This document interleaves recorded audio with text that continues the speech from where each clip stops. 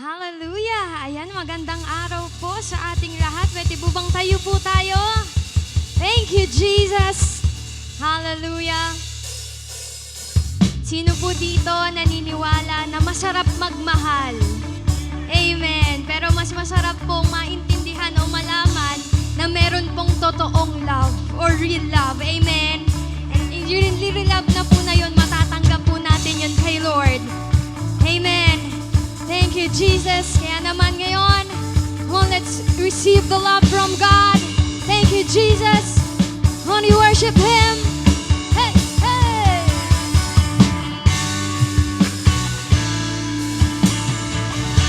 Hallelujah, God, we worship You in this place. When we sing, staring into Your eyes makes my heart come alive, and suddenly brought to life when I met You. Reaching beyond the skies, running deep, stretching wide. Perfect love realized here with You. Now this love is for real, You will never let go, never let go. It's more than just words, love beyond my control, out of control. This is real love, this is real love. And this is real love, this is real love. Who do you worship Him? Thank You, Jesus, for the real love that we are receiving right now. Hallelujah. Come on, you declare, you sing. You're pulling me closer, closer, holding my heart to the very end. Jesus, I'm found in Your freedom. This is real love, this is real love. In Your heart, I'm found. I want You, I want You. You won't let me down. You got me, You got me. Now this love is for real, You will never let go, never let go.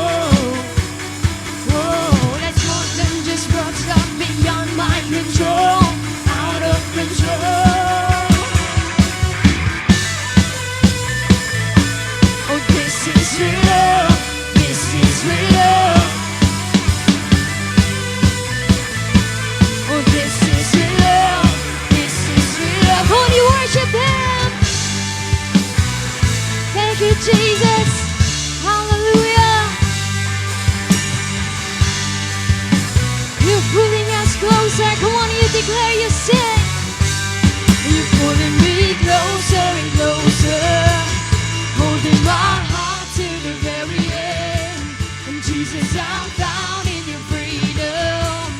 This is real love, this is real love. You're pulling me closer and closer, holding my heart to the very end. And Jesus, I'm found in Your freedom. This is real love, this is real love. Hallelujah.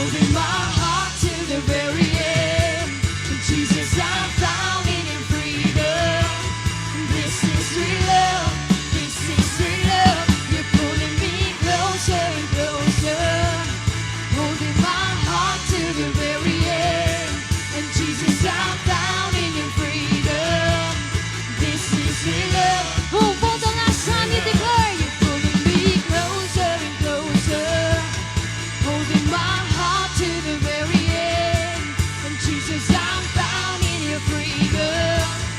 This is real love. This is real love. This is real love.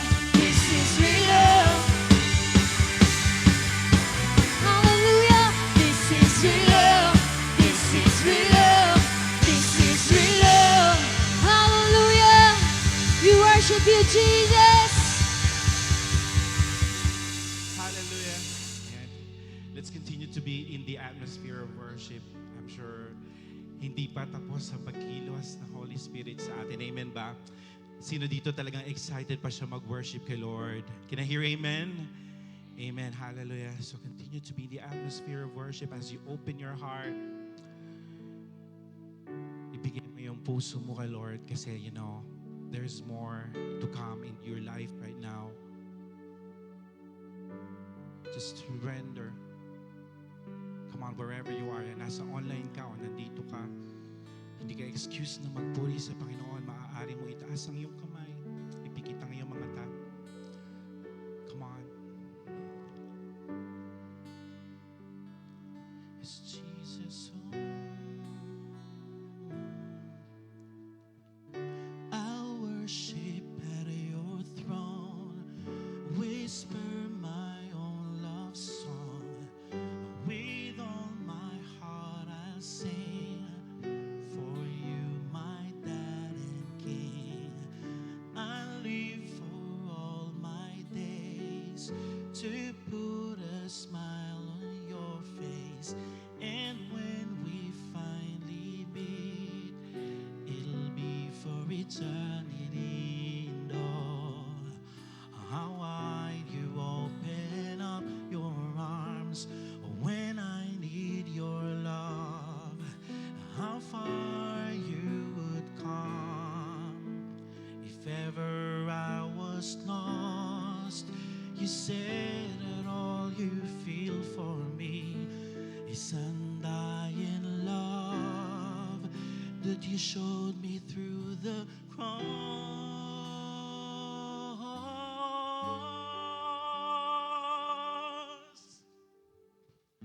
I worship you, my God. I worship you, my God. I love you.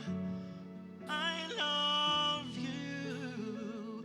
Forever I will sing. Forever I will be with you. Be with you.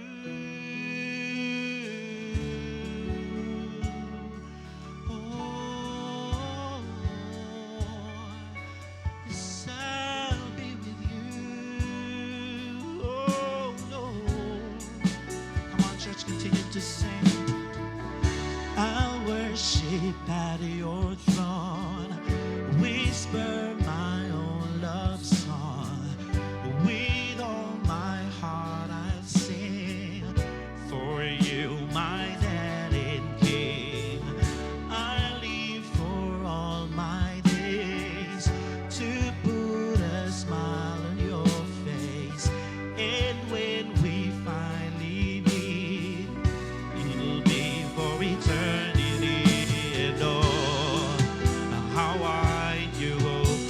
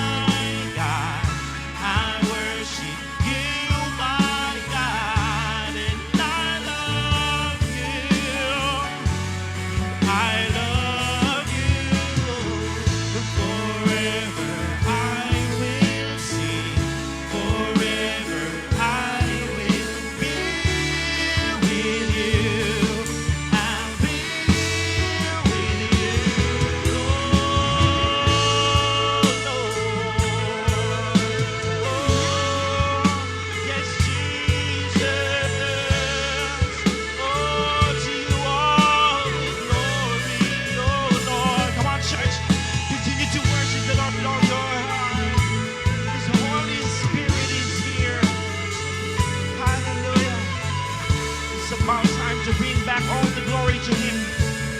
Come on, church, to sing. We will crown you King forever, a living Savior, Jesus Redeemer, Lord of heaven, Lord of heaven, Lord in majesty,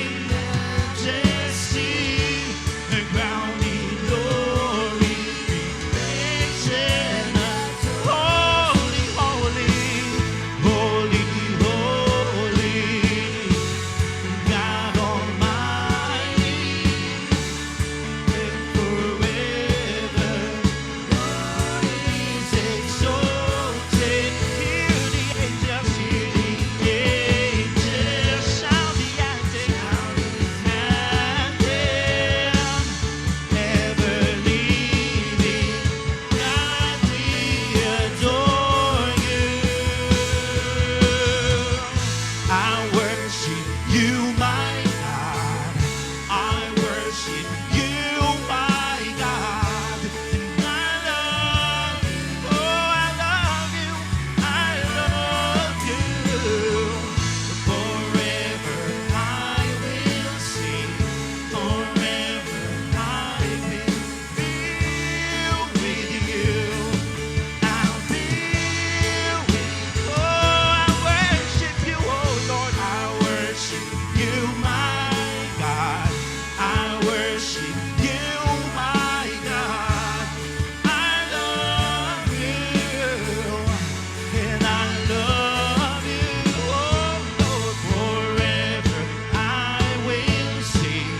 Forever I will be with you. I'll be. Come on, church.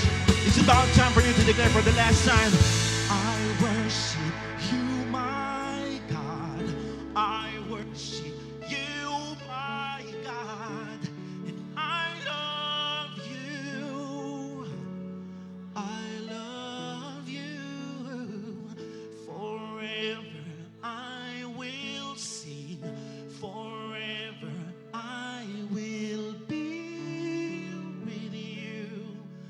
I'll be with you. Oh, Jesus, we will continue to worship you, Lord. Hallelujah, Lord. Tunay na napakasarap mong papurihan at pawitan, O God. Salamat sa pagkakataong ito na makapag-worship kami wholeheartedly sa iyo, Panginoon. Tinatayas namin, Panginoon, ang ngalan mo sa araw na ito. We believe marami kang plano, marami kang gagawin. That's why we will continue to open your heart to your word. Maraming salamat. In Jesus' mighty name we pray. And everybody will say aloud, Amen and Amen.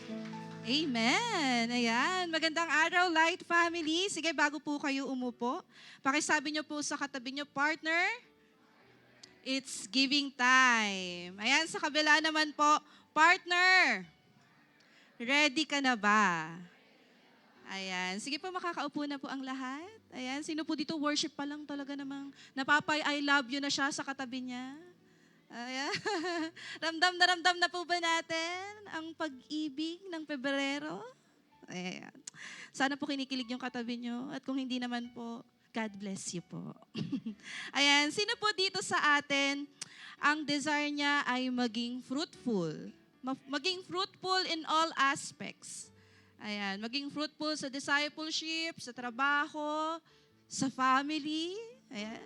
So, alam niyo po ba na ang fruitfulness ay may kinalaman sa ating faithfulness? So, let us read from Acts 2:44-45. All the believers were together and had everything in common. They sold property and possessions to give to anyone who had need. Ayan. So, ano nga po ba ang matututunan natin sa pagbibigay o sa attitude of the early Christians believers in giving? Number 1 po, giving can train us to be faithful. Ayan. Sabi mo sa katabi mo, faithful. Ayan. At kung nasa online ka man, pakitype mo dyan, faithful.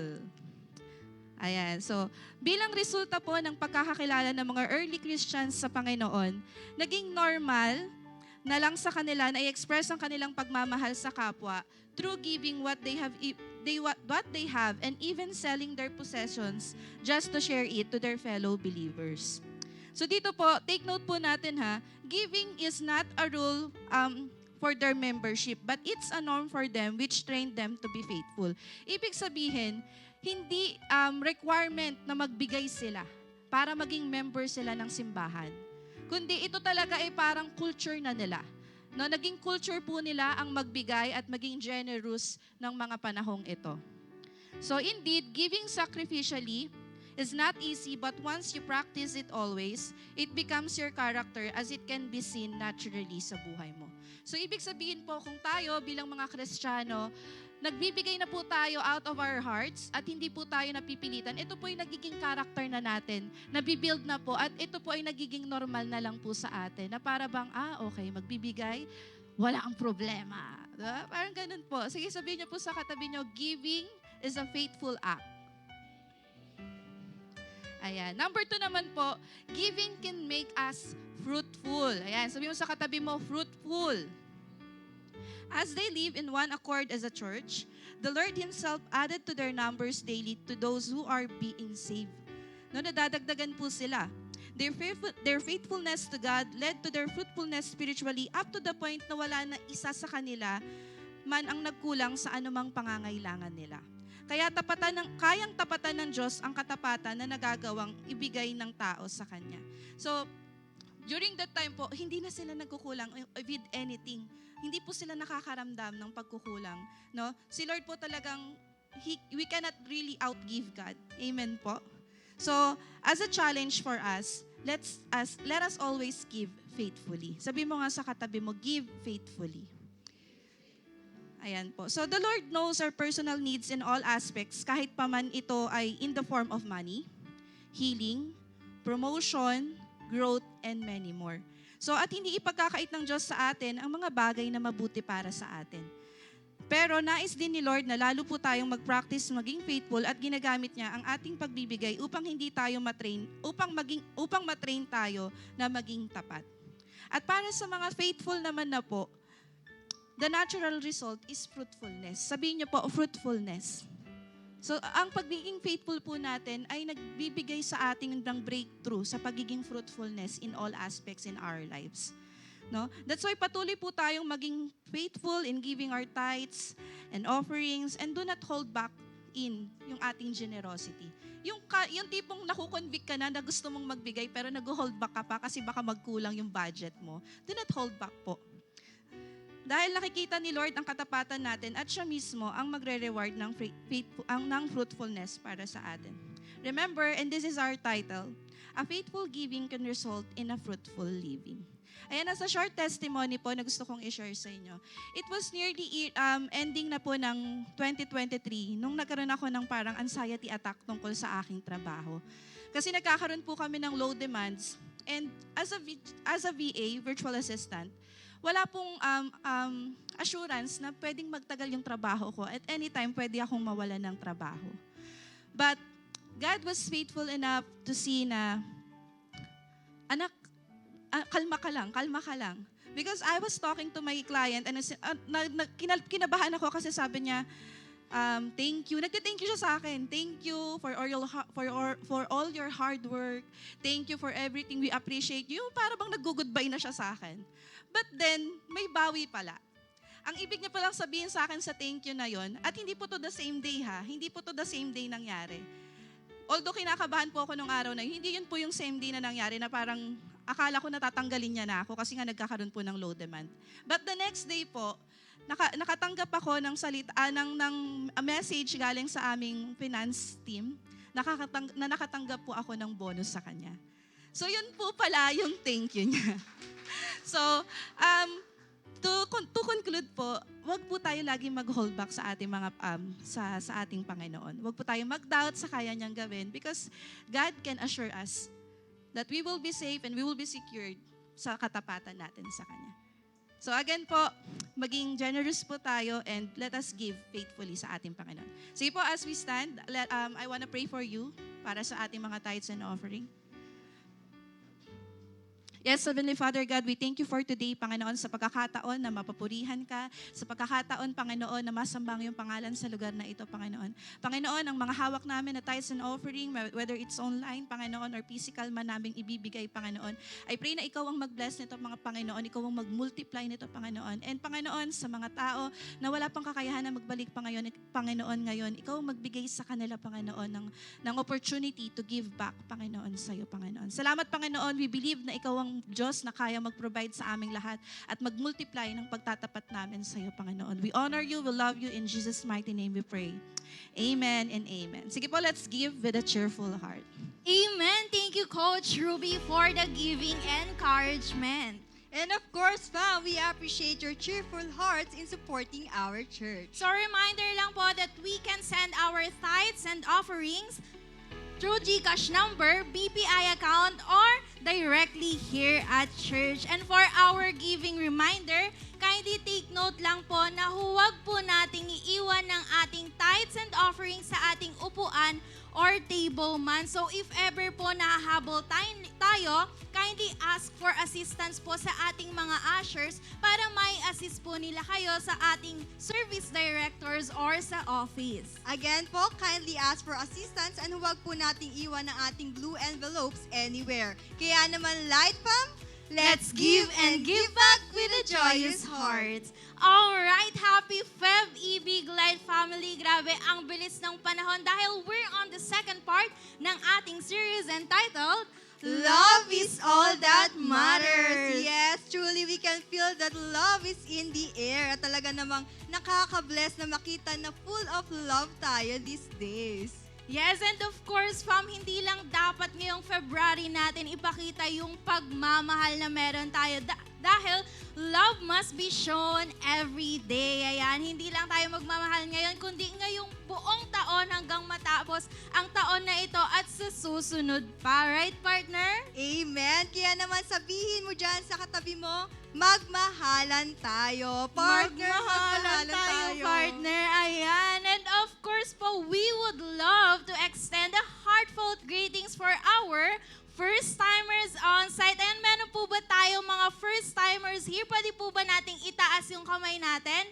Ayan! We are glad po that you are here. Palakpakan naman po natin si Lord.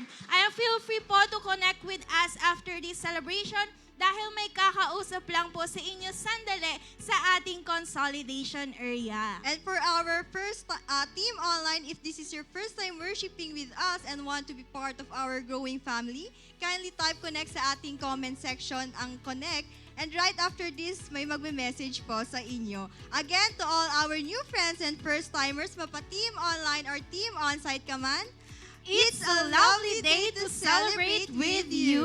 And now naman, to keep us informed and updated sa ating church, let's proceed to our Light News. Ayan, excited na po ba kayong malaman ng ating news for this Sunday? Ayan, taas po lahat ng mga kamay ng youth natin. Sa mga youth po, ayan, konti lang po ba ang youth? Lahat po ng youth?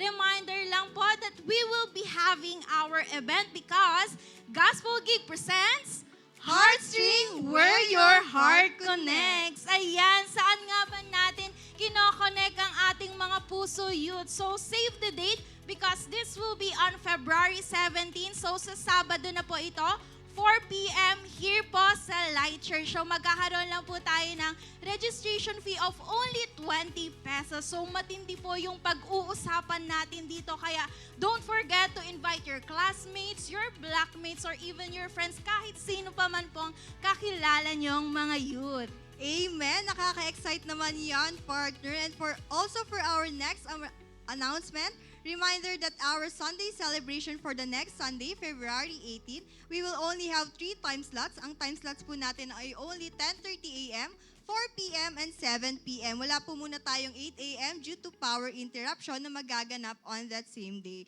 At para hindi maabutan ng full house sa ating morning celebration, we highly encourage everyone na kung kaya or pwede naman po, ay available po ang ating 4 p.m. and 7 p.m. services. Again po, we will only have 3 time slots on February 18. Wala po muna tayong 8 a.m. Yes, and that's all for our light news. So for more questions po about regarding this said announcement, kindly contact your mentor or your network leader. Now we will move on to our light reminders. Ito pong reminder na ito, first, we have our para po sa mga mommies and daddies natin na bit-bit po or kasama po yung mga kids or babies nila every Sunday.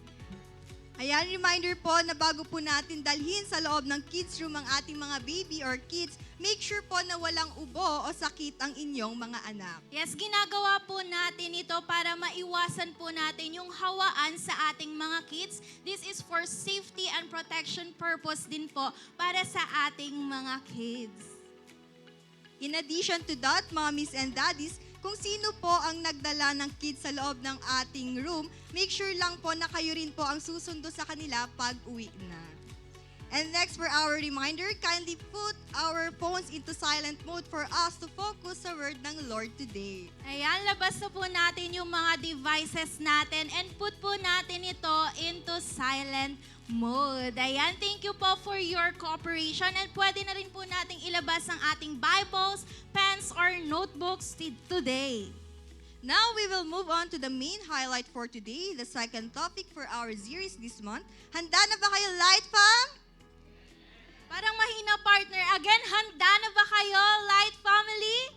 Amen. So if you're excited and ready, let's open our hearts and minds as we receive God's word today. Let's give a warm welcome to the vessel through which God speaks to us, Pastora Jennifer Madronio. Happy Sunday po sa ating lahat. Batiin nyo naman po yung mga katabi nyo. Ayan, sabihin nyo po sa katabi nyo, Happy Hearts Month sa'yo. Ay, yung iba hindi nag-greet, parang bitter po kayo sa Hearts Month. Ayan. So, sige nga po, tignan nyo po yung katabi ninyo. Sabihin mo sa kanya, sana'y happy ang heart mo. Sa mga nasa team online din po, pakitype, sana happy ang hearts nyo. Okay. So, tayo po ngayon ay nasa series natin na pinamagatang Love is All That Matters. Napapakanta yung katabi mo. At meron po tayong tagline na, and the greatest among this is love. So, this month po, pinapresent natin no, kung gaano kakapangyarihan ang pagmamahal kahit pa may kahit na. Or kahit pa may kahit pa, okay? At despite oppositions, okay, magta-thrive pa rin ang pagmamahal. You know, we live in a world, in a society, in a time na talagang common na pinag-uusapan ng love. Tama ba? Tuwan-tuwa yung mga tao pag yan ang usapan. Pero minsan nawawala na yung sense, yung kapangyarihan ng pagmamahal kapag humaharap na ito sa pagsubok, sa mga testing. Tama ba? Like for example, ito, magawi lang tayo konti sa showbiz, no? Hindi naman dahil sa mahilig tayo dito. Pero, di ba last year ay natapos ang taon natin na tinanggalan tayo ng tiwala sa 11 years na relasyon ng dalawang ito. Ayan. Okay. Tapos, ngayon naman, bungad ng taon, mga breakups naman ng may mag-asawa. Ayan. Next. Di ba? Tapos, meron yung ikakasal na. Di ba si Bea Dom? Ayan. Ay, sayang naman yung joke ko. Hindi nyo siningit. Okay. So, ayan, dyan kayo magaling, yung mga chismisang ganyan, di ba? Nabubuhay yung dugo natin sa umaga. You know, speaking of breakups po, according to an article by Kelly Inda about breakup statistics 2024, the most common time daw for a breakup is around Valentine's Day. Nako po. Kaya titignan natin sa next week kung magkakatabi pa yung mga magjojowa dyan. Na joke lang po. Okay. And generally, holidays daw are the most common times of the year for breakups according sa isang article by Coffee Meets Bagel. So why? Dahil po ang mga events na ito would bring pressure. Kapag during holidays, during mga times na may mga event tungkol sa pag-ibig, ang tendency daw po ng mga couples is to show off. Kahit hindi naman couples, kahit yung mga single, di ba? Gusto may show off na love life. Kaya tumataas yung envy ng mga tao, more expectations, more frustrations, more emotions. Kaya dito daw po minsan nagkakasira-sira yung mga relasyon. Kung katabi niyo po yung asawa niyo, sabi mo, oh, alam mo na. Wala nang pa-flower. Joke lang po. Pero seriously speaking, no, hindi lang po sa mga romantic love, celebrity breakups or whatever, even mga family feud sa panahon po natin ngayon, yung mga viral na bullying videos, pati po yung cancel culture na rampant po sa panahon natin ngayon. Parang ang hirap maniwalang love is all that matters. Tama po ba? Honestly, minsan iniisip natin, pwede pa money is all that matters. Pero kapag love, parang hindi naman ako bubuhayin yan. Hindi naman patatagalin yan yung relasyon ko. Pero ako po naniniwala na ang tunay na pagmamahal na galing sa Diyos ang talagang nagtatagal. Amen po ba? Amen. So, mari po ba tayong tumayo lahat at sabay-sabay po nating basahin ang text na ito from 1 Corinthians 13:13. Babasahin po natin sa NIV and then babasahin din po natin sa Tagalog. Sabay-sabay po tayo. Ready? 1, 2, 3, go. And now, these three faith, hope, and love, but the greatest of this is love. Basahin ko po sa Tagalog ang sabi, samantala nananatili ang tatlong ito, ang pananampalataya, pag-asa at pag-ibig.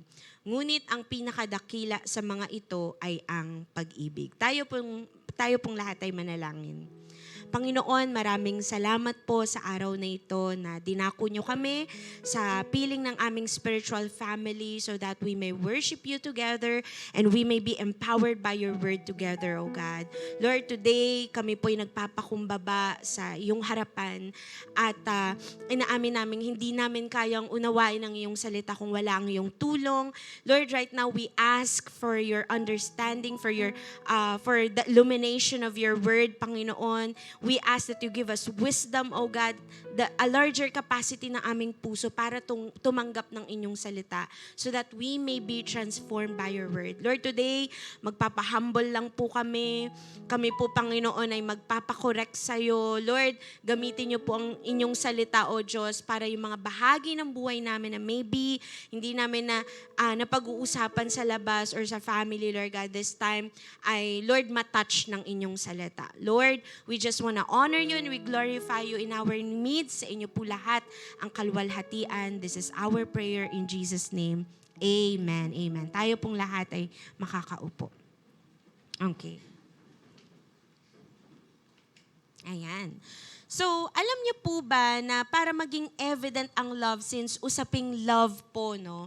At para, ito nga according dun sa text natin, ay manatili, okay?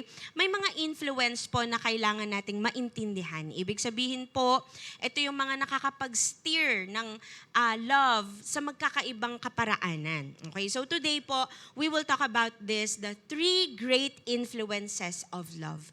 Tatlong impluensya ng pagmamahal. And number 1 po is, the great opponent of love is temptation. Sabi niyo nga, temptation.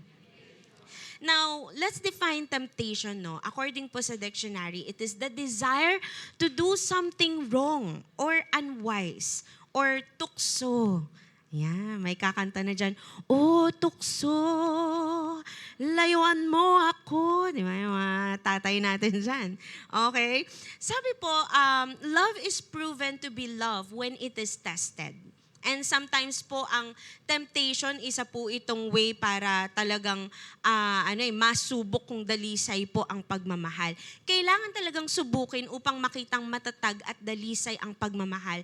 Whether it is in romantic relationship, it is in friendship, or love for the lost, okay? Or even yung love for God.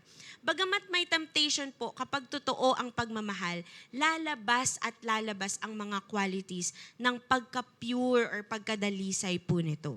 So, ang tanong is, bakit nga ba may temptation? Okay? Now, iti-trace po natin from the very first temptation story in Genesis 3:1-5. Okay?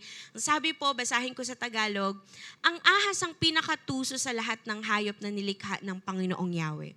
Isang araw, tinanong nito ang babae, totoo bang sinabi ng Diyos na huwag kayong kakain ng anumang bungang kahoy sa halamanan? Sumagot ang babae, maaari namin kainin ng anumang bunga sa halamanan, wag lamang ang bunga ng puno na nasa gitna niyon. Sinabi ng Diyos na wag namin kakainin ni hihipuin man ang bunga nito. Kung kami raw ay kakain nito, mamamatay kami. Ngunit, sinabi ng ahas, hindi totoo yan. Hindi kayo mamamatay. Sinabi lang yan ng Diyos sapagkat alam niyang kung kakain kayo ng bunga niyon, ay makakaunawa kayo. Kayo'y magiging parang Diyos at malalaman ninyo ang mabuti at masama. Now, alam po natin itong storya na to. Sino po yung serpent? Yung sinasabi po ng Revelation 12:9, the serpent of old, ito ay walang iba kundi si Satanas or the devil. Okay? At ito pong si Satanas, siya po ang pinanggagalingan ng temptation. Alright? Now, meron po siyang ginagamit ng mga ingredients pagdating po sa temptation. At pinag-uusapan po natin ito kasi possible na alam naman natin at tayo rin naman ay nag-ooperate sa love. Pero kapag dumarating na ito, hindi natin namamalayan na we are being tempted. Okay? So ano-ano po ang mga ingredients ng temptation? Ready na po ba kayo? Okay. So baka po naranasan nyo na to. Una po, panlilinlang. May deception na nagkukos ng doubt sa isang tao. Gaya nung sinabi po ng serpent, totoo ba? Yan.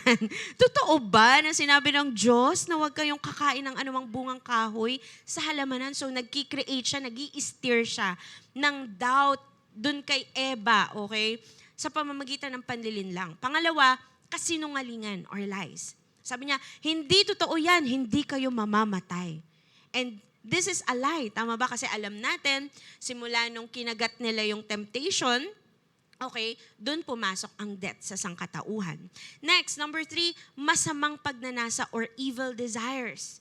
At ito po yung ginawa ng demonyo, no? Ang ginawa niya, in-steer niya sa kanila yung evil desire na maging parang Diyos. Okay, sabi niya, kayo'y magiging parang Diyos at malalaman ninyo ang mabuti at masama.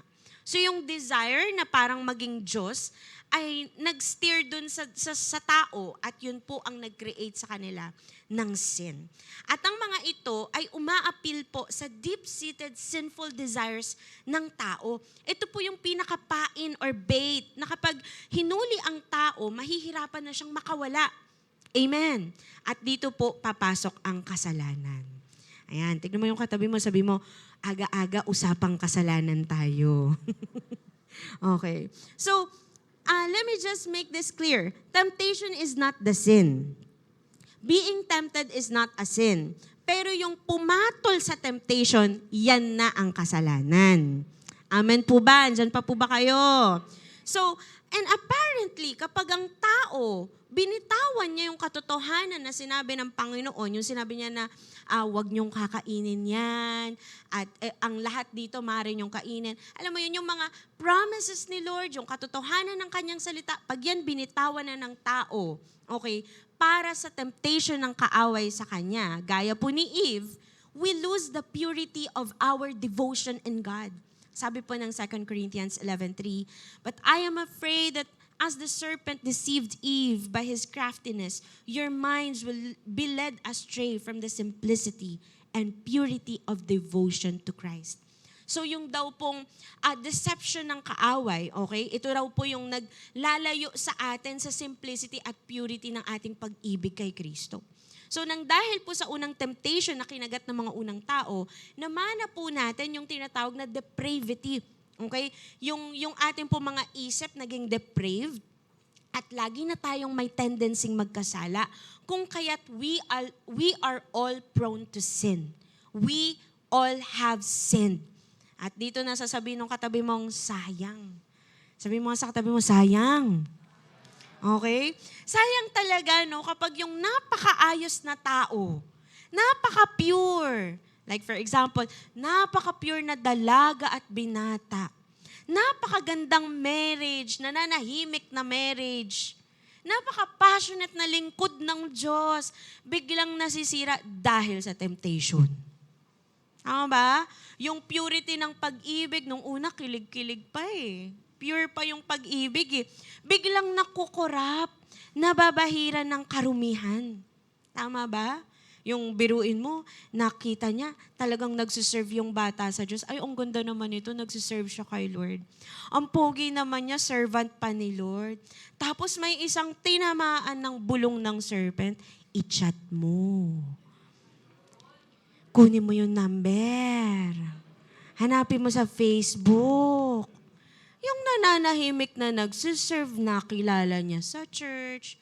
Tapos magpapagamit siya sa demonyo para guluhin yung buhay ng taong yun. Pwedeng masira ang lahat. Napakagandang journey sana. Ang ganda-ganda sana na naglilingkod kay Lord. Tapos nasira ng dahil sa karumihan. Sayang. Sabi mo ulit, sayang. Tama ba?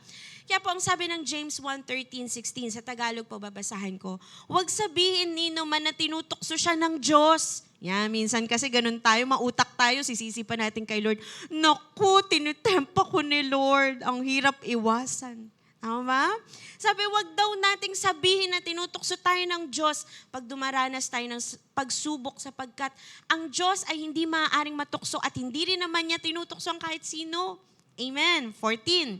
Natutokso ang tao kapag siya'y naaakit at nagpapatangay sa kanyang sariling pagnanasa. Naku po. At ang pagnanasa kapag naitanim sa puso, nagbubungo ng kasalanan. At ang kasalanan sa hustong gulang ay nagbubunga ng kamatayan. Huwag kayong padaya. Sabi mo sa katabi mo, huwag kang papadaya. Huwag po tayong papadaya. Amen? Mga kapatid kong minamahal, sabi ni James. You see, again, no, ang kalaban ng love, the great opponent of love is what? Temptation.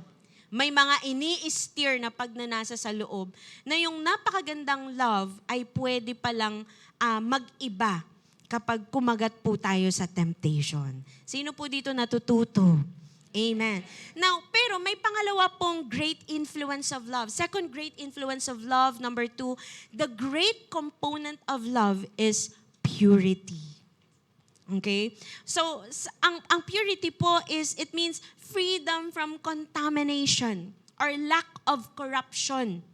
Yung walang bahid dungis, hindi na dumihan, okay?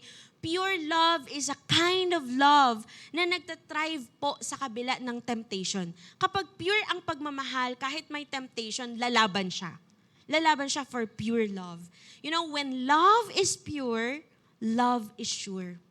Totoo po at sigurado ang pagmamahal kapag dalisay po ang motibo nito. Amen po ba? Any love po na corrupted ay may capacity to deceive and eventually destroy anything that is good. Yung mga magagandang bagay na sinisimulan ng pag-ibig, kapag ka na-corrupt ito ng temptation, ng kasalanan, pwede po itong makasira.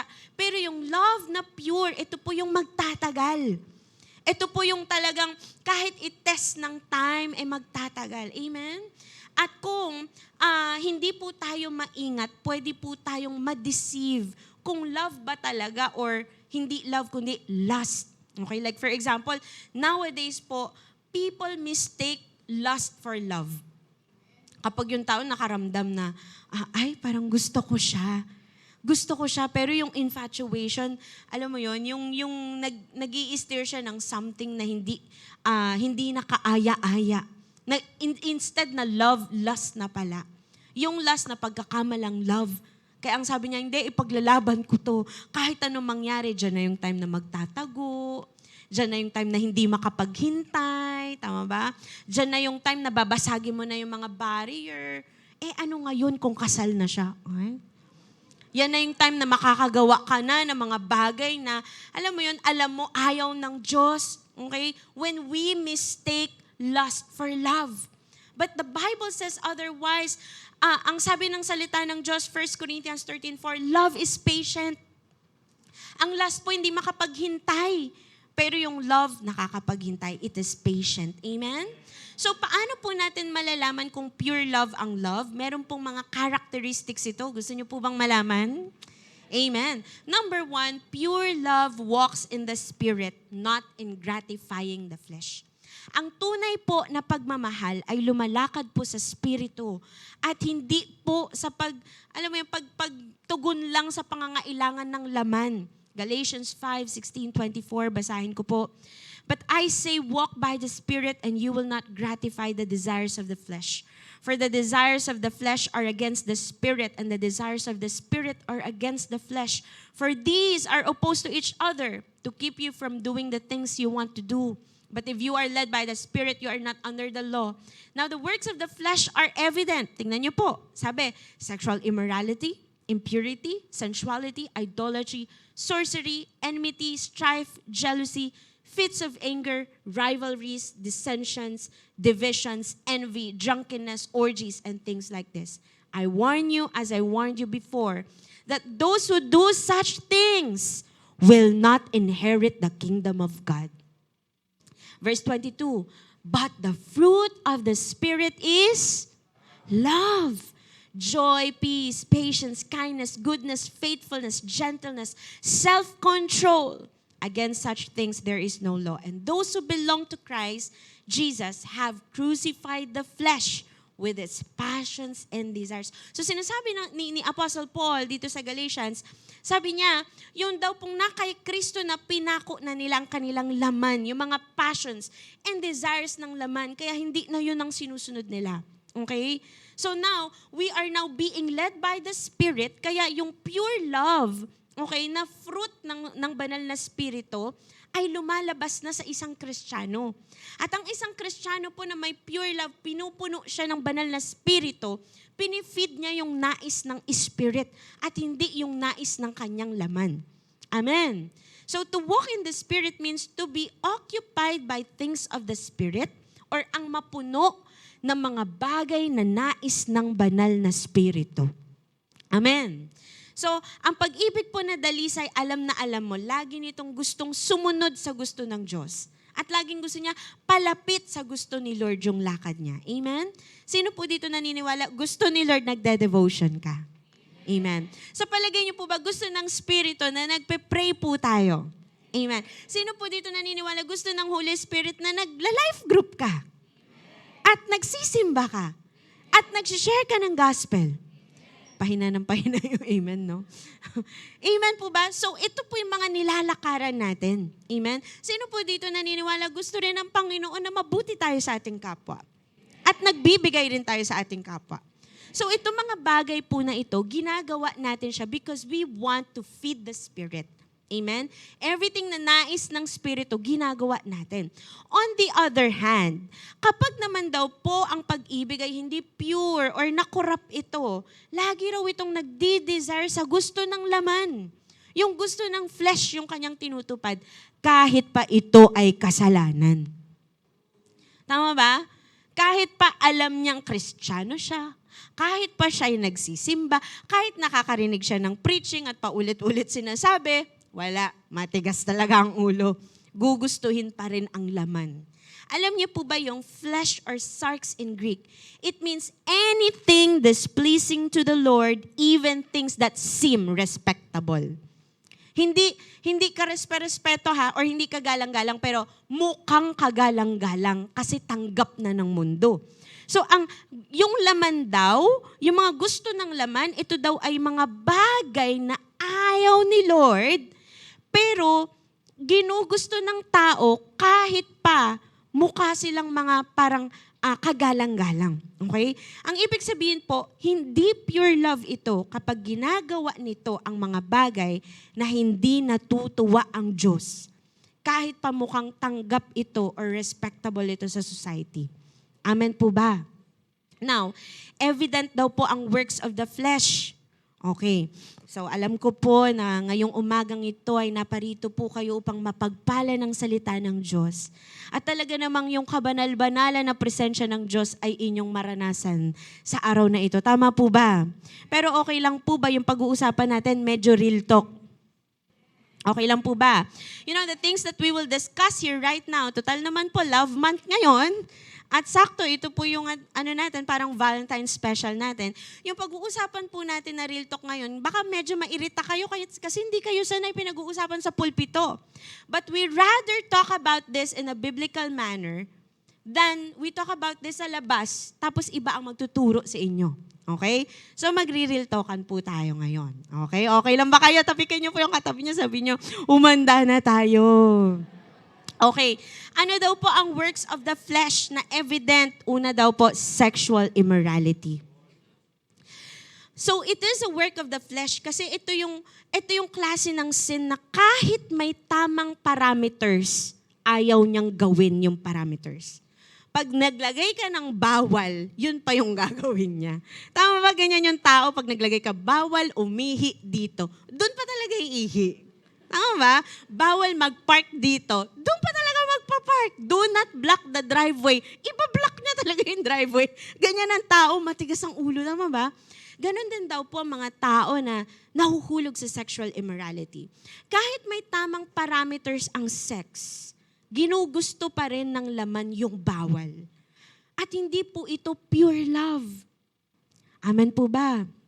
Pasintabi po sa aking pananalita. Pero hindi po pure love yung gagalawin mo, hindi mo naman asawa. Hindi naman kayo kasal. Mga kabataan, tingin po dito. Okay lang to, nagaling to sa pastora kaysa naman mga tropa nyo nagkikwento nito sa inyo. Mga kabataan, hindi kanya love. Kung hindi kayo kasal, ginagawa niyo yung bagay na pang mag-asawa lang. Pandaraya yun. Pandaraya yun, bakit? Biro mo, walang commitment ng marriage, pero makukuha niya yung mga nakukuha ng mga mag-asawa. Andiyan po ba kayo? Ay, ayan na. Sex is a gift for mankind to enjoy inside the boundaries of marriage. Pang mag-asawa po, para protektahan itong intimate area na ito ng buhay mag-asawa, ng dalawang taong nag-iibigan. Hindi para selfishly, makuha mo lang yung gusto mo. Hindi para maibsan lang yung need ng katawan. Tapos after nun, iiwanan ka ng guilt. Tapos di ka na makapag-serve, di ka na makapagtaas ng kamay, nahihiya ka na kay mentor mo, nahihiya ka nang humarap kay Lord. Tama ba? Na meron namang tamang parameters, merong tamang lugar para sa bagay na yun, maghihintay ka lang. Tama po ba? Sabi mo kung katabi mo kabataan, sabi mo maghihintay ka lang. Yan sabi ng 1 Corinthians 6:18a, flee from sexual immorality, takbo palayo. Sabi mo sa katabi mo, takbo palayo. O wag po yung mga mag-asawa. Yung mga mag-asawa, takbo palapit. Go lang, mga mag-asawa. Pero yung mga kabataan dito, kung single ka pa, takbo palayo sa sexual immorality, dadayain ka niyan. Kukunin niyan yung peace mo. Kukunin niyan yung joy mo. Amen? What else daw po yung evident na works ng laman? Impurity. Ito yung isip mo green, puso mo green, pati salita green. Kaya pag nirebuke ka ni mentor, nagiging Hulk ka kasi nga green. Pinag-isipan ko yon. Isang linggo kong pinag-isipan yun. What else? Sensuality. Ito yung mga mata na madaling magkamali siya sa tao. Ay, parang, lahat na lang na nakikita mo maganda. Uy, pwede. Uy, pwede. Lahat may mali siya. Tapos pag may ginawa lang mabuti sa'yo yung tao, ay, type ako nito. Delulo yarn. Sabi mo sa katabi mo, lalo na kung kabataan siya, wag delulu. Hindi alam ng mga nanay at tatay natin pag sinabi pong delulu. Sa panahon po ngayon, yun po yung delusional. Yung mga daw sila, tamang hinala. Hindi lang din naman sa aspeto ng pag-ibig, pero sometimes, di ba, yung mali siya na pinag-iisipan mo ng masama yung kapwa mo, ay, ito to, may ginagawang masama ng mga to. Ay, ito, ganito to. Yung lahat na lang pinag-iisipan ng masama. Tama ba? What else daw po yung works ng laman? Idolatry and sorcery. Hala, pastora, ba't napasok to? Yes, it is false spirituality. Alam niyo po ba na ang idolatry tinatawag ng Bible na spiritual adultery? Kasi po ang ating spirit ay dapat kasal lamang sa Diyos. So kapag tayo'y sumasamba sa ibang Diyos at nagpa-practice ng mga pag-iispiritista, sorcery, divination, ito po ay pangangalunya sa Diyos. Dahil ibig sabihin, hindi ka umaasa sa kapangyarihan ng Diyos. Amen. What else? Enmity, strife, jealousy, fits of anger, rivalries, dissensions, divisions, envy, inggit. Sabi mo sa katabi mo, tapatin mo siya, sabi mo, hinggit. Yan. Lahat daw po ng may kinalaman sa pakikipagtunggali sa kapwa, pakikipag-away sa kapwa. Naku po, mga parinigan, pambaba sa kapwa. Yung wala namang kompetensya pero nakikipag-compete ka sa katabi mo. Ay, hindi pwede to. Siya, ang ganda ng suot niya. Ay, kailangan tapatan ko to. Tama ba? Ay, hindi pwede to. Patag na patag yung buhok niya. Kailangan mas patag yung buhok ko. May kompetensya lagi. Hindi po yun nais ng Panginoon. Yun daw ay galing sa laman. Kapag nakikita mo yung kapwa mo nakakompetensya or yung nananaig yung sama ng loob. What else? Drunkenness, orgies, and things like this. Ito po yung mga extreme lust or yung mga losing control, yung mga bagay na hindi na kinokontrol yung sarili. Basta pinapayagan na lang yung sarili sa gusto nito. So lahat daw po ng ito na works ng laman ay opposite sa gusto ng Diyos para sa pagmamahal sa kapwa. These are not evidence of pure love. These fleshly desires laging about sa pag-gratify ng sariling gusto. Hindi para sa ikabubuti ng kapwa. Pero pansin niyo po yung mundo natin, tanggap na tanggap ito, tas nire-respeto pa minsan. Tama ba? Uy, I admire you na talagang totoo ka sa iyong sarili. Kaya kahit na minsan, kahit na masama yung ginagawa ng tao, I admire you, totoo ka sa iyong sarili. Nino-normalize ng society natin kahit pa against ito sa gusto ni Lord at sa conviction ni Holy Spirit. Tapos pag ikaw pa yung nagsabi na mali ang ginagawa mo, malinis ka? Galit pa sila kapag ka nire-rebuke mo. So, bakit po? Kasi ang mundo natin, they want to do this in order to free themselves from moral obligation. Ayaw nilang nararamdaman na mali yung ginagawa nila. Ayaw nilang may nagsasabi sa kanilang mali ito. So, ang ginawa ng modern society, ni-normalize na lang ang impurity. Andyan ang media, ginawa ng normal yan. Andyan yung mga influencers, tama ba? Andyan yung even the education system, sometimes tinotolerate na lang yan. Para hindi magmukhang kasalanan ang kasalanan. But the Bible still calls these things sin. Sin is sin. Kahit pa anong gawin ng mundo na i-paint ito na hindi mukhang kasalanan. Mga kapatid, ang pure love ay hindi ka-pattern ng mundo. Kahit patanggap ng iba, kung displeasing kay Lord, it is not pure. Pure love, lagi pong nagde-desire na sumunod sa Espiritu. Amen po ba? Pwede bang palakpakan natin si Lord? Another characteristic po ng pure love does no harm, but obeys God's word. Ang dalisay daw po na pagmamahal ay hindi niya ginugustong makasakit ng kapwa, kundi gusto niya raw pong sundin ang salita ng Diyos. Romans 13, 8-14. Samahan niyo nga po akong basahin. Ready? 1, 2, 3, go. Let no debt remain outstanding except the continuing debt to love one another. For whoever loves others has fulfilled the law. The commandments, you shall not commit adultery, you shall not murder, you shall not steal, you shall not covet, and whatever other command there may be, are summed up in this one command: love your neighbor as yourself. Verse 10, love does no harm to a neighbor, therefore love is the fulfillment of the law. Ito po yung tinutukoy ni Jesus na all the laws hang on to the greatest commandment to love God and to love your neighbor. Lumalabas na kapag ang tao nagmahal ng purest, nagagawa niya na rin yung utos ng Diyos sa salita ng Panginoon. Naturally, nagagawa niya yun. Amen. Kung tayo po ay tunay na nagmamahal sa ating kapwa in the purest sense, hindi tayo gagawa ng mga bagay na alam natin makakasakit sa katabi natin, makakasakit sa kapwa natin. Amen? Tama po ba? Ano po ang humahad lang sa'yo para apakan yung paan ng katabi nyo? Ano po ang humahad lang sa sarili ninyo para kunin yung wallet ng katabi nyo? Ano po? Pag-ibig sa kapwa. Tama po ba? You don't want to hurt that person beside you. Ayaw mong saktan yung iyong kapwa. Kaya po ang tawag doon ay pagmamahal na naturally dumadaloy po sa atin. Amen? Kaya po mga kapatid, hindi natin ginagawa yung mga ayaw ng Diyos at yung makakasakit sa kapwa. Like for example, kung mahal natin ang kapwa natin purely, hindi mo iisiping pumatol sa asawa na may asawa. Kahit may temptation. Or hindi mo ipagpapalit ang asawa mo. Mamahalin mo ang asawa mo faithfully kahit pa sa mga panahong hindi niya na-fulfill yung lahat ng expectation mo bilang asawa.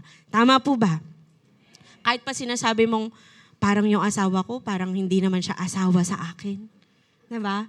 Pero kahit ganun, hindi mo naiisip na maghanap na nga lang ako ng iba. Hindi mo naiisip yun. Bakit? Kasi mahal mo ang iyong asawa. Amen? Kaya Hebrews 13:4 sabi, marriage should be honored by all and the marriage bed kept pure, for God will judge the adulterer and all the sexually immoral. Amen? And also, kung mahal natin ang kapwa natin, no, hindi natin magagawang pumatay or sa isip man or sa gawa. Amen po ba? Hindi mo siya magagawang pagnakawan dahil may malasakit ka sa lahat ng mga pinaghirapan niya, ng mga gamit niya. Hindi mo siya sisiraan, aakusahan ng masama, lolokohin. Yung mga ayaw nating ginagawa sa atin, hindi natin gagawin sa kapwa natin. Amen po ba? Sino po dito ayaw mong inuutangan ka tas di ka binabayaran? Amen. O di wag natin yun gagawin sa kapwa. Amen po ba? Sino dito ayaw mo sinasabihan ka ng masasakit na salita? Amen. Eh di, hindi rin natin yun gagawin sa ating kapwa. Yun po yung pure love. You do no harm to other people. Pure ang intention kasi love does no harm. Walang motibong mali. Hindi ka nag-win para gamitin ng kapwa, mautangan ng kapwa. Ay, may iwiwin ako, mayaman siya, mauutangan ko yun. Hindi para maipagyabang siya or para may uutusan ka na, iwiwin ko nga to para may utus-utusan ako. Hindi po ganon. Amen? Pure ang intention sa kapwa. That is why, kung paanong sabi po ng Hebrews 13:8, kung ano po yung sinabi ng salita ng Diyos na, let no debt remain outstanding. Sorry, Romans pala. Let no debt remain outstanding except the continuing debt to love one another, for whoever loves others has fulfilled the law. Huwag daw po tayong papayag na may utang tayong hindi binabayaran. Ayan, anong katabi mo tumingin? Okay. Except raw po sa patuloy na pagmamahal sa kapwa. Amen. Pure love is, pinipili nating magmahal kasi hindi lang dahil utang na loob yun, pero dahil nakikita natin na yung pagmamahal ng Diyos in a way, in a sense, parang utang na loob natin yun na i-release natin sa kapwa yung pagmamahal na naranasan natin kay Lord. Amen po ba? At dahil gusto nating sumunod sa Word of God, we ought to love one another. Nilalagay natin sa ating sarili, magmamahal ako ng aking kapwa. At kapag hindi po pure ang love, laging may bargain bago magmahal. At sinasabi mo pa kay Lord, what's in it for me, Lord? Mamahalin ko yan, mamahalin ba niya ako pabalik? Lord, sure ba na kapag nag-invest ako sa taong yan ng pagmamahal, marireciprocate niya? May mapapala ba ako? Kung pure ang love natin, hindi ka nag-iisip ng babalik sa'yo. Amen po ba? We cannot call it pure love when it's selfish. Yung may bargain pa. Pag naghahanap lang tayo ng para sa sarili, wala talaga tayong magiging katiting na amor sa ibang tao, lalo na kapag mahirap silang mahalin. Ang mangyayari po, marriage becomes replaceable. Amen ba? Naghahanap ka na ng kapalit kapag hindi na ma-fulfill ng asawa mo yung needs mo. Friendships become business tactics na lang. Naghahanap ka lang ng kaibigan na kasosyo, parang ganun. Even missions become a platform para magpasikat na lang. Tama ba? But pure love only looks at how can I honor God's word. Whether may bumalik man or wala sa pagmamahal na binibigay ko, paano ko ma-honor si Lord at masusunod ang kanyang salita. Kapag ganyan po ang pagmamahal, it is pure love. Amen po ba? Sino pong may natututunan? Palakpakan po natin si Lord. Amen. And dito po ako magtatapos, last but not the least, great influence of love, the great proponent of love is Jesus Christ. When we say proponent, ibig sabihin po, tagapagtaguyod. founder, source ng pagmamahal, ito po'y walang iba kundi ang ating Panginoong Yesus. The greatest feature of pure love is that hindi siya gawa or imbento ng tao lang. At hindi po siya idea na binigay lang ni Lord, tas bahala na tayong makapag-research kung anong ibig sabihin nito. No, pinaramdam siya mismo ng Diyos sa atin. It was founded by God Himself and embodied in the Lord Jesus Christ, naging laman, naging tao mismo. Okay? Yung pagmamahal na yon. And that is Jesus. Let me tell you, love has a name and that name is Jesus. And the Apostle John himself, na tinatawag na Apostle of Love, discussed this heartily sa kanyang epistle in 1 John chapter 4. Sabi niya po, 1 John 4:16b, God is love. Whoever lives in love lives in God and God in them. So ang Diyos po mismo ang pag-ibig. At ang pag-ibig daw po na ito ay nag-manifest. 1 John 4:9-10. Basahin ko po sa Tagalog. Inihayag ng Diyos ang kanyang pag-ibig sa atin nang isugo niya sa mundo ang kanyang kaisa-isang anak upang magkaroon tayo ng buhay sa pamamagitan niya. Ito ang pag-ibig, hindi sa inibig natin ng Diyos, kundi tayo ang inibig niya at isinugo niya ang kanyang anak upang maging handog para mapatawad ang ating mga kasalanan. This love daw po ay nireveal ng Diyos. Amen? Ang ginamit po na word sa English is manifest. Phaneroo in Greek. Meaning, to make clear, maging malinaw. Nilinaw po ng Diyos yung pagmamahal sa atin. Tama ba? Everything na pure ay malinaw. Amen po ba? Pag puro malinaw, right? May clarity ang pag-ibig kapag dalisay. So when God loved us, nung minahal po tayo ng Diyos, ginawa niya pong malinaw sa atin ano ang itsura ng love. Paano magmahal nung dumating si Jesus? Anong itsura ng love? Eto, nung dumating si Jesus at namatay sa krus para sa ating lahat. Amen po ba? So, ginawang malinaw ng Diyos ang pag-ibig niya by the personhood of Christ. Everything about Christ is about love. Everything na ginagawa ni Lord, everything na sinasambit niya, it's all about God's love for us. Pinakilala ito sa atin ng Panginoong Yesus. At dahil si Christ, ang embodiment ng pure love, siya rin ang nagpakita sa atin na sa kabila ng temptation, pwede pa rin maging dalisay at manaig ang kadalisayan ng pag-ibig. Kaya pansinin po natin, Jesus also was tempted by the devil. Yes, si Jesus yan.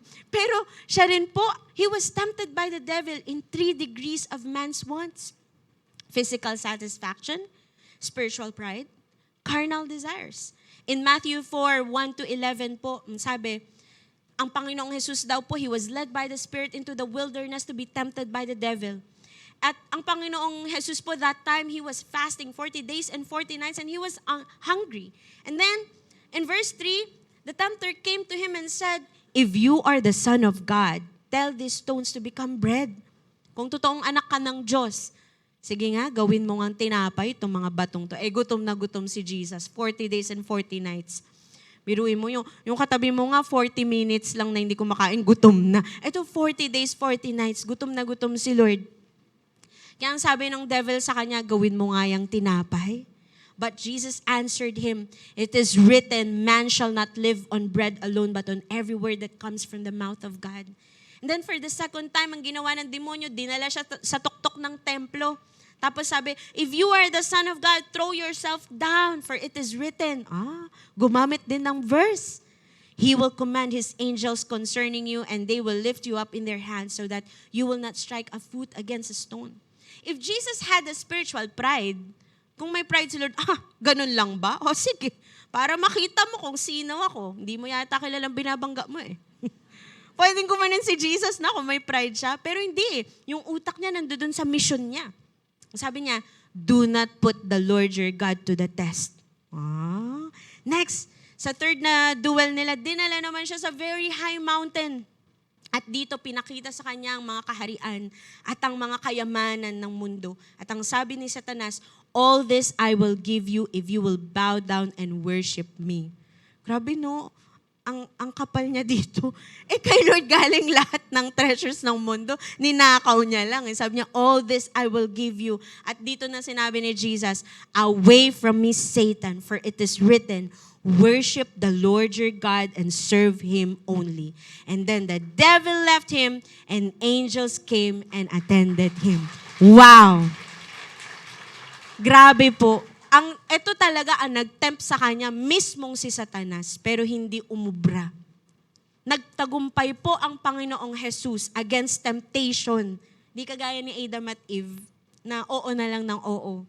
Nagtagumpay si Jesus, una dahil alam niya ang mission niya as a Messiah, at mahal niya ang Ama, at mahal niya ang buong sangkatauhan. Amen po ba? Jesus himself was tempted pero he won against temptation by God's word. Kasi ang tutok niya magawa at ma-fulfill ang will ng Ama because Jesus is love itself. Not only that, up to the point he was about to die, may temptation din na unahin ng human will kesa sa will ni Lord. In Matthew 26:39, in the Garden of Gethsemane, Jesus was praying. Sabi niya, if it is possible to take this cup away from me, but not my will, but yours be done. Wow! Sometimes, di ba, ang human will nakakatempt na sundin yung gusto mo kaysa yung gusto ni Lord. Kaninang umaga nga, ayaw mong bumangon eh. Human will. Pero sabi mo, but not my will, but yours be done. Tama ba? May times ayaw mo mag-devotion, pagod na pagod ka na, ayaw mo mag-pray. May times ayaw mong kausapin yung tao, wala kang oras kausapin yung tao, pero not my will, but yours be done. Amen? Ang Panginoong Jesus po, even bago siya mamatay, there was the temptation na unahin ang will kesa sa Ama. Kesa ang sariling will, ang human will, kesa sa will ng Ama. But Jesus overcame because He loved the Father and He loved us all. Ito po ang nagagawa ng pure love. Kahit pa matindi ang mga temptation, kahit pa nandiyan yung sariling kalooban, magta-thrive at magtatagumpay ang pagmamahal. Amen? Pwede bang palakpakan natin si Lord? Kaya po mga kapatid, in the same way tayong lahat, hindi po tayo exempted sa temptation. Amen po ba? Tapikin mo yung katabi mo, sabi mo, hindi ka exempted. Lahat po tayo, pati po kami. Lahat po ng tao may temptation. Okay? Hindi po tayo exempted habang nandito tayo sa mundo. There's this temptation na unahin mo ang iyong sarili. Lalo na pagbibigay mo na yung tithes mo, di ba? Nakaka-tempt na unahin yung sarili. O mag-first fruits ka na pero gusto mong unahin yung sarili. May mga temptation na i-gratify yung gusto mo. Gustong-gusto mo na siya. Pero true love waits ka. Tama ba? Uso pa ba true love waits sa generation na to? Tama ba? Sometimes yung emotion, yung ang taas-taas na ng emotion mo, gusto mo na magsalita ng masama. Tama ba? There's this temptation to gratify yung gusto ng laman at yung gusto ng moment na yon. Meron ding temptation na umayon sa mundo kasi nakikita mo yung pattern ng mundo. To lust over the world's riches and pleasures. Yung temptation na masunod yung sariling will. Pero nawa, sa panahong ito, manaig po ang dalisay na pagmamahal na pinamalas sa atin ng Panginoong Jesus. At sana, ito po yung magbigay sa atin ng lakas na kumapit sa grace ni Lord at mapagtagumpayan ang mga temptation. Amen po ba? Sabi mo sa katabi mo, magtatagumpay tayo dahil sa love ni Lord. Palakpakan po natin si Lord. Amen? Hindi po sa lakas natin, pero sa grace ni Lord, we will overcome temptation through the power of pure love that rests in us through Christ our Lord. That is why our title for this topic is Pure Love Despite Temptation. Amen. So, again po, no, the great influences of love, number 1, the great opponent of love is temptation. Number 2, the great component of love is purity. And number 3, the great proponent of love is Jesus Christ. And again, sabi ng 1 Corinthians 13:13, and now these 3 remain, faith, hope, and love. But the greatest of this is love. Ang pinakadakila sa mga ito ay pag-ibig. Pag-ibig ang dakila dahil ito ang fulfillment ng ating faith at hope. Because God is love, Love is eternal. At pag-ibig po ang dahilan ba't tayo nalikha at bakit tayo niligtas ng Diyos. At pag-ibig din po ang uuwian natin pag natapos na ang buhay natin sa mundong ito. Kaya naman mga kapatid ko sa Panginoon, let us fight for pure love. Paglaban natin yung dalisay na pagmamahal, kabataan.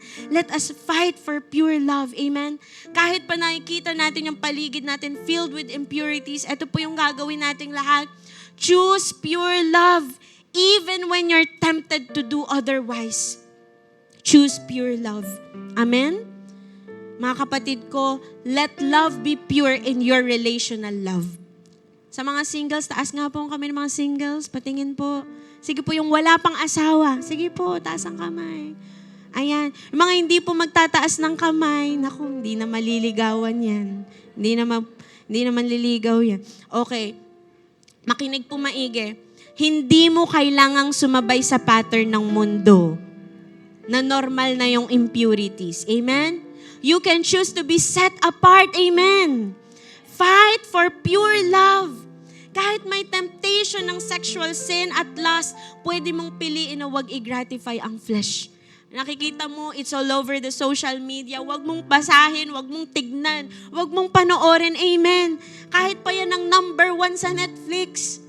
Wag mong panoorin kung alam mo it will stir lust in you. Amen. Don't gratify the flesh.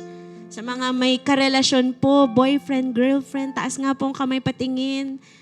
Ay, naku, kinakahiya nila kayo. Taas po ang kamay nung may mga karelasyon, patingin nga po. Ay, sinan? Yung boyfriend, girlfriend, nay, ha? Boyfriend? Okay. Makinig po maigi. Ang dalisay na pagmamahal sa mga may karelasyon po dito na hindi pa kasal. Ang dalisay na pagmamahal, hindi ka dudumihan para lang maibsan yung desires niya. Huwag nating gayahin ang mundo sa buwan na to. Sa buwan na to, maha-highlight na naman ang sexual impurities. Pero huwag kang papayag na makorap ang pag-iibigan ninyo dahil sa lust. Amen po ba? Mga may karelasyon. Amen. Sabihin mo nga sa boyfriend mo, sa girlfriend mo, kung kasama mo siya, I will keep you pure. Amen. Sa mga may asawa, taas po ang kamay. Yung iba sabi nila, wala akong category. Okay. Sa mga may asawa, tignan niyo po yung asawa ninyo kung katabi niyo po siya. Kung di niyo katabi, i-text niyo na lang, sabihin mo sa kanya, ikaw lang ang mamahalin ko. Habang ako'y Eto naman mga to. Yung iba nakikichismis lang. Huwag niyo po silang tignan. Mga may asawa, tignan niyo po yung asawa niyo, sabi mo, ikaw lang ang mamahalin ko. Habang ako'y nabubuhay. Ba't ayaw niyo pong sabihin? Gusto niyo ba sabihin ko muna word yan ni Lord? Amen? Kahit may temptation, kahit may pagsubok, may conflict, pagod ka na, walang pera, or kahit pa yung asawa mo, tumaba na. Amen? Kahit yung asawa mo tumanda na, kahit yung asawa mo hindi niya ma-meet yung expectations mo, kapatid, paglaban mo ang marriage covenant mo hanggang dulo. Amen po ba? Sa mga may asawa, palakpakan po natin si Lord. And to all of us here, kung wala kayong category, dito na lang tayo sa pangalawa. Let love be pure in your missional love. O mag-mission na lang kayo. Para po sa lahat, piliin nating may tama at dalisay na motibo sa pag-abot ng tao para dalhin sa Panginoon. We win souls and disciple people. Hindi po para sa sariling gain, sariling ego, pero dahil mahal natin si Lord, at mahal natin ang ating kapwa, gusto nating iparanas sa kanila ang pag-ibig ng Diyos na naranasan natin. Amen? Kaya piliin po natin magmahal kahit may temptation ng katamaran, ng procrastination, ng selfishness. Kahit minsan nakakatempt na sumuko na lang. Gusto mo nang isuko yung menti mo. Gusto mo nang isuko yung wini-win mo. Or kahit pagod ka na, nasasaktan ka na, kahit minsan nakakatempt na sundin na lang yung sarili mong kalooban at ambisyon. Choose God's will. Choose pure love despite temptation. Amen po ba? Pwede ko po bang imbitahan ang lahat na tumayo Mananalangin po tayo at magpapaministeryo sa ating Panginoon.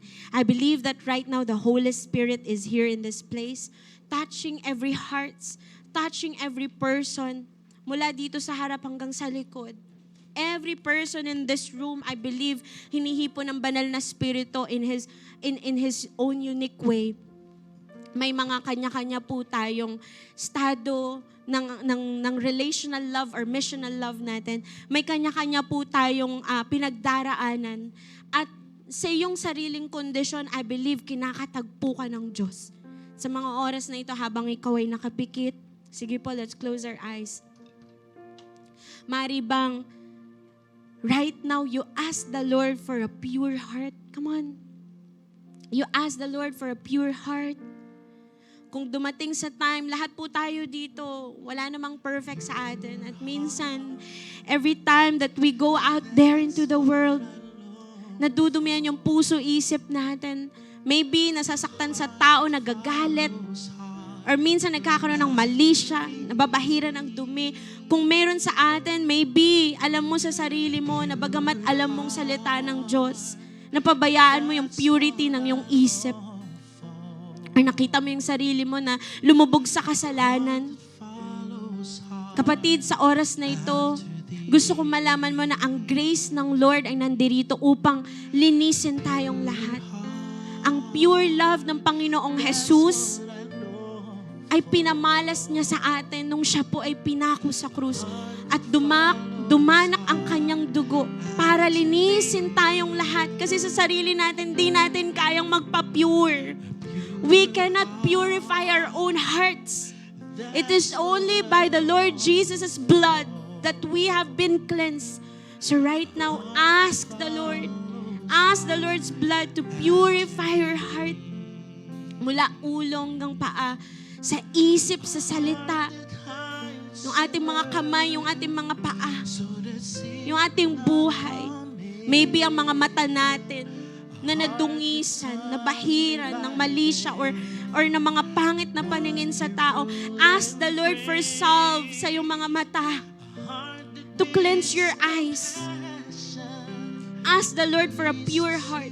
Kung alam natin yung puso natin, punong-puno na ng dumi dahil sa galit, sa sama ng loob, sa inggit, or maybe lust. Lust, alam mo, may mga bagay na nakukompromise na yung purity. Kapatid, hindi pa huli ang lahat para humingi ng pure na puso sa Diyos. Huwag mong naisin sa karumihan dahil dadayain ka niyan. Dinadaya ka ng demonyo kung iniisip mo na ka-enjoy ang kasalanan. Kapatid, maraming ninanakaw sa'yo ang sin, ang sexual sin, ang impurities. Pero sa mga oras na ito, pa-purify tayo ng puso kay Lord. Come on. Let everything na nagparumi sa ating puso, i-wash ng banal na dugo ng Panginoong Jesus. Linisin ang ating utak na naging marumi, ang ating puso. Kapatid, ang puso na yan, ialay mo lang kay Lord. Para yan sa Panginoon. Commit to choose pure love despite temptation. Huwag kang makiayon sa mundo kasi anak ka ng Diyos. So let this song be the prayer of your heart today. Kung yan ang desire mo sa oras na ito, a pure heart, maaari mo bang ilagay ang iyong kamay sa tapat ng iyong puso? And ask the Lord for a pure heart. Come on. Kung may dapat kang ihingi ng tawad, if you know there are things in your life na hindi gusto ng Panginoon, displeasing kay Lord. Is it sexual immorality? Is it adultery?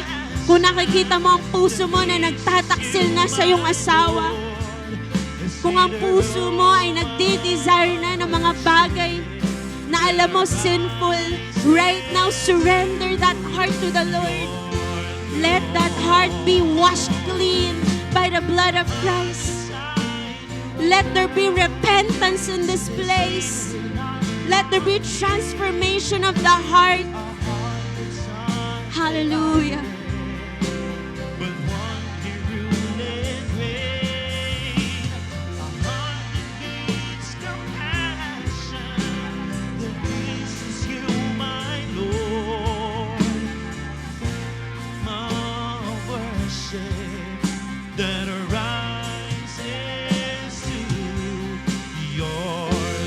Kung nakita natin ang ating sarili na maybe gumigive in na lang sa temptation, especially in loving other people, hindi na natin pinaglalaban yung mission natin, sumusuko na tayo at sinusunod na lang ang sariling kalooban. If nakikita natin ang sarili natin, that we are going astray from the will of the Lord right now, surrender that heart. Surrender that heart.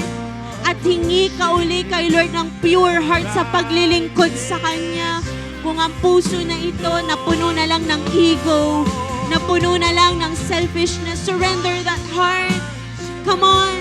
Kung minsan naghahanap na lang tayo ng kapalit, kung bakit tayo nagmamahal ng ating kapwa, naghihintay na lang tayo ng magre-reciprocate ng pagmamahal. Come on, pa-purify natin ang puso na ito. And let's ask the Lord na punuin niya tayo ng dalisay na pagmamahal, tunay na pagmamahal na nanggagaling sa Diyos. May we overflow with love right now. Hallelujah. Hallelujah. Can we raise up our hands to the Lord and sing this song as a prayer of our hearts? Come on. A heart that's undivided, but one you rule and reign. A heart that beats to Bigyan nawa tayo ng dalisay na puso na may compassion na totoo sa tao. Walang hinihinging kapalit. Bigyan nawa tayo ng dalisay na puso ng Diyos na pure sa harap ng temptation. Lalaban against temptation at mananatiling dalisay. Uunahin ang salita ng Diyos. Ipaglalaban ang gusto ni Lord sa kabila ng mundo na punong-puno ng impurities, na gustong sirain ang ating pamilya, sirain ang ating marriage, sirain ang ating mga anak. Ipaglaban natin ang dalisay na pag-ibig na nanggagaling sa Panginoon. Hallelujah.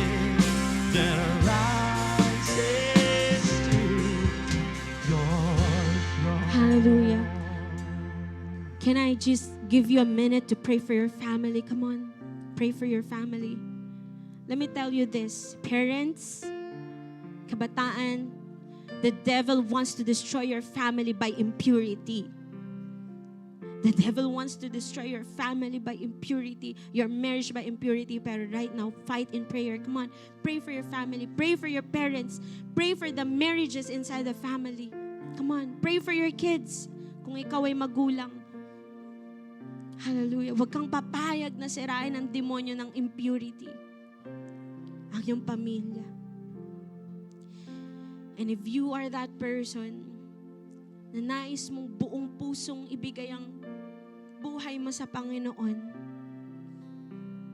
because you're done with the impurities of the world, and this time na-realize mo ang pag-ibig ng Diyos sa'yo, ng Panginoong Jesus na siyang namatay para linisin ang iyong mga kasalanan. If you want to make Him Lord and Savior of your life right now, taas mong iyong kamay at sambitin mong panalangin na ito. Sabihin mo, Panginoong Jesus, inaamin ko po na ako'y nag-asala at hindi ko kayang iligtas ang aking sarili. At sa mga oras na ito, nananampalataya ako na sapat ang iyong kamatayan sa krus at ang iyong muling pagkabuhay upang ako'y mapatawad, malinis at bigyan ng bagong buhay at eternal na buhay. Kaya sa oras po na ito, pumasok ka sa aking puso. Ikaw ang maging Panginoon at tagapagligtas ng aking buhay. At simula sa araw na ito, maglilingkod po ako sa inyo ng buong puso. Hallelujah. Kung ikaw ay nanalangin ng ganyang panalangin, gusto ko malaman mo na sa oras na ito, you are now entitled to partake on the Holy Communion. Today, church, as we remember ang ginawa ng Panginoong Jesus para tayo ay malinis sa ating kasalanan, we remember His sufferings and death. We remember His resurrection and that He will come back for us. Sa mga oras po na ito, we will do a gesture. we will partake of our Holy Communion, through which we remember na tayo po ay katawan ni Kristo. We are committing as one body of Christ na mananatili sa pure love bilang bride of Christ na magpapakadalisay hanggang sa muling pagdating ng ating Panginoon, our groom. So right now po, may mga ushers na lalapit po sa inyo to give you a bread and a cup. While you remain in the atmosphere of prayer, kung kayo po'y may hawak na pong saro at tinapay, magpatuloy po kayong manalangin. Ang sabi po ng Lucas 22 verses 19 to 20. Dumampot din siya ng tinapay at matapos magpasalamat sa Diyos ay kanyang pinaghati-hati iyon at ibinigay sa kanila. Sabi niya, ito ang aking katawan na inihahandog para sa inyo. Gawin ninyo ito bilang pag-alaala sa akin. Gayon din naman, dinampot niya ang kopa pagkatapos maghapunan at sinabi, ang kopang ito ang bagong tipan ng Diyos na pinagtibay ng aking dugo. Ang aking dugo ay mabubuhos alang-alang sa inyo. The cup of wine, taas po natin yung cup of wine, symbolizes the blood of Christ na dumanak sa krus para sa ating kapatawaran at paglilinis ng ating mga kasalanan. It is by the blood of Christ that our hearts can be made pure. Amen? And the bread, it symbolizes Christ's body na pinahirapan at nabayubay sa krus para tayo'y magsipaggaling. Because of the death of the Lord Jesus Christ, tayo ngayon na mananampalataya niya, ay tinatawag na katawan ni Kristo. And as we drink and eat, we remember our Savior and we declare na tayo ay nakipag-isa na sa Kanya. Tayo pong lahat ay manalangin. Ama, nagpapasalamat kami dahil hindi ka nagdamot sa amin ng iyong pag-ibig nang ibinigay mo ang Panginoong Jesus upang mamatay in our behalf. Thank you, Lord, for loving us this much. Thank you for the bread and thank you for the cup. Thank you for the body na nabayubay sa krus para sa aming paggaling at sa dugo na dumanak para sa paglilinis ng aming kasalanan. Only because of what Jesus did, kaya kami ngayon ay nakakaharap sa iyo, Ama. Tinatanggap ang iyong pagpapalat, ang iyong grasya, at kami ngayon ay righteous sa iyong harapan because of the Lord Jesus Christ. As we partake this, we remember what Jesus has done for us 2,000 plus years ago. Salamat po, Panginoon. We honor you and we love you, God. Sabay-sabay po natin kainin ng tinapay.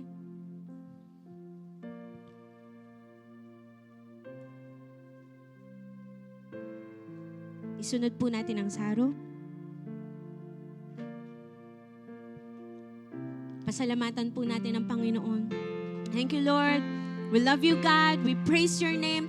Niluluwalhati po namin ang iyong pangalan sa lugar na ito. Sa iyo po ang pinakamataas. Lord, the glory, the honor, binibigay po namin sa inyo. We thank you, Lord. This is our prayer in Jesus' name. Amen. Come on, the best na palakpak po para sa ating Panginoon. And let's worship God. Hallelujah. Thank you, God, for your unconditional love. Hallelujah. Come on, you worship Him in this place. Sa mga abol po ng kanilang tithes and offering, dito na lang po sa harapan. Thank you, Jesus. The one we sing, reaching beyond the skies, running deep, stretching wide, in perfect love realize, here with you.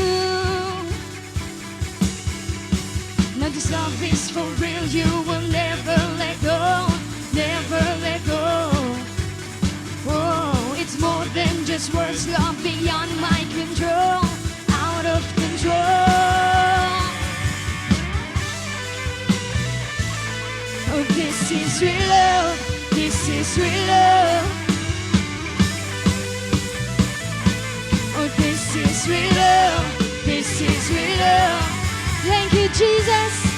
Want to worship Him? Hallelujah. When we declare this song, you're pulling me closer. Come on, you sing.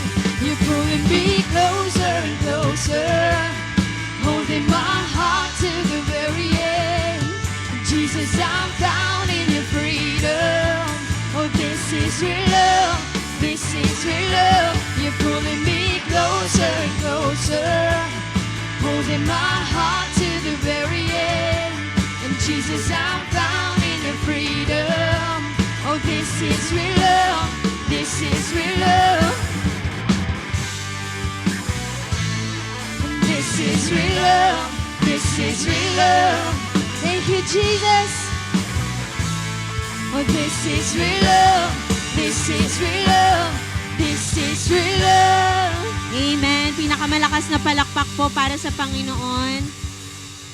Very important announcement lang po, no? Next week po, since alam ko po, alam na ng karamihan sa atin that there will be a power interruption po next Sunday. Pero ang tatamaan lang naman po ay ang ating 8 a.m. service. So kayo po yun. Magre-retain po yung ating time slots na tatlo, 10:30, 4 p.m. and 7 p.m. Ang 8 a.m. po wala po muna, pero hinihiling po namin na kung pwede po, baka kaya nyo po mag 4 p.m. or 7 p.m. next week para po hindi po, kasi yung 10:30 po natin, jam-pack po talaga yon every Sunday, as in talagang minsan may nakatayo na, so baka hindi po tayo magkasya sa Sunday. So if okay po sa inyo, baka pwede po 4 p.m. at 7 p.m. po. Meron pa rin naman po tayong mga services. Okay lang po ba yon? Amen. Magkita-kita po tayo next week sa ating 3 time slots. Okay? So sige po, pasalamatan natin si Lord. Taas natin ang ating kamay. Hallelujah, Lord. Maraming salamat po sa inyong ginawa. Thank you for your word na naging kalakasan sa amin, maybe rebuke sa ilan sa amin, or warning sa iba sa amin. Lord, this time, mas naging malinaw sa amin, Lord God, our duty to fight for pure love in the midst of temptation. Lord, ang pangahawakan namin yung grace mo. Kung ikaw, Panginoong Jesus, ay napagtagumpayan ito, alam ko, Lord, di mo kami pababayaan. We will also overcome and mananatiling magte-thrive ang dalisay na pag-ibig sa amin through your help, O God, through your Holy Spirit. Lord, ingatan niyo po ang aking mga kapatid sa aming pag-uwi, ang iyong presensya, ang iyong pag-ibig, karunungan, your anointing be upon us, your strength, Lord God, sa lahat ng aming gagawin. Ingatan niyo po ang aming pamilya, O Diyos, ang aming trabaho, ang aming pag-aaral, ang aming kabuhayan, saan man kami magpunta, samahan kami ng iyong banal na Espiritu, Panginoon. Maraming salamat po. Receive the blessing of the Lord. Pagpalain nawa kayo ng Panginoon. Kahabagan at subaybayan nawa kayo ng Diyos. Lingapin kayo at bigyan ng kapayapaan sa ngalan ng Ama, ng Anak at ng Espiritu Santo, at ang lahat po ay magsabi ng malakas na Amen. Amen. God bless you po. See you po next Sunday at magkamayan po tayo.